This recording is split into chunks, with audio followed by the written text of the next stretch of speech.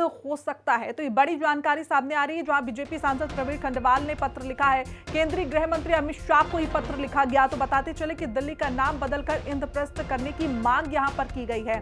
IGI airport समेत 4 बड़ी मांग की प्रवीण खंडेलवाल की ओर से, जो कि बीजेपी सांसद हैं। ये बड़ी जानकारी फिलहाल इस वक्त हम आप तक साझा कर रहे हैं और एक तस्वीर भी हम आपको दिखा रहे हैं। ये पत्र जो गृह मंत्री को लिखा से पत्र लिखा गया।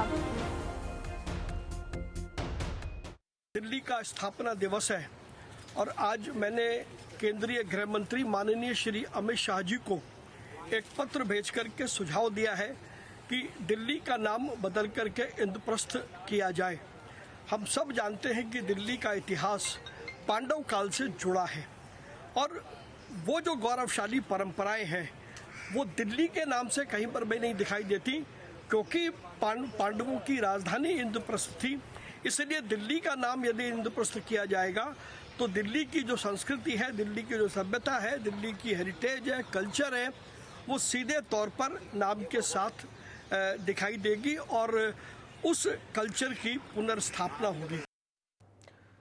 तो दिल्ली में चांदनी चौक लोकसभा से सांसद प्रवीण खंडेलवाल ने हिंदी खबर से खास बातचीत की। इस दौरान उन्होंने बताया कि नाम बदलने को लेकर अमित शाह को उन्होंने पत्र लिखा। बातचीत के दौरान और क्या कुछ कहा, एक बार सुनिए।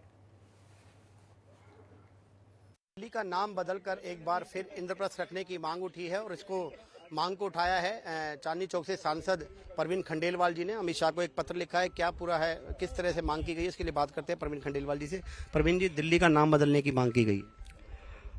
देखिए, जब भी दिल्ली के इतिहास की बात होगी तो दिल्ली का इतिहास पांडवों से प्रारंभ होता है और जब पांडवों ने दिल्ली को अपनी राजधानी बनाया तो उन्होंने इंद्रप्रस्थ नाम रखा था।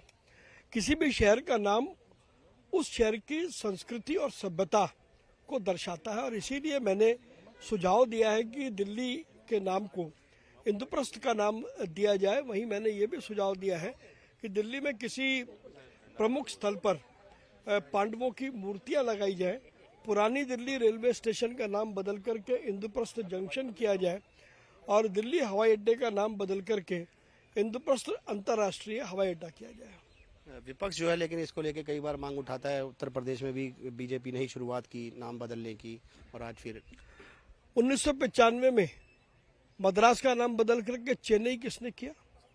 1996 में बेंगलोर का नाम बदल करके बेंगलुरु किसने किया? और इसके अलावा बहुत सारे शहरों के नाम उन सरकारों द्वारा बदले गए। आज वो क्यों सवाल उठा रहे हैं?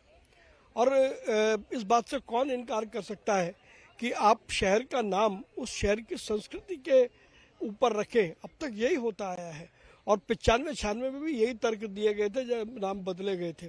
तो विपक्ष को इस पर आलोचना करने का कोई हक नहीं है। कृत्रिम बारिश को लेकर विपक्ष जो है लगातार सवाल उठा रहा है कि करोड़ों का क्लाउड सीडिंग की गई लेकिन फेल हो गई। 10 साल आम आदमी पार्टी ने क्या किया? आज वो एक जोकर की भूमिका में अपने हाथों में मोबाइल लेकर के दिल्ली में बेरोजगार की तरीके से चक्कर काट रहे हैं और बिना तथ्य और बिना तर्क के आरोप लगा रहे हैं। उनके आरोपों में कोई दम नहीं है।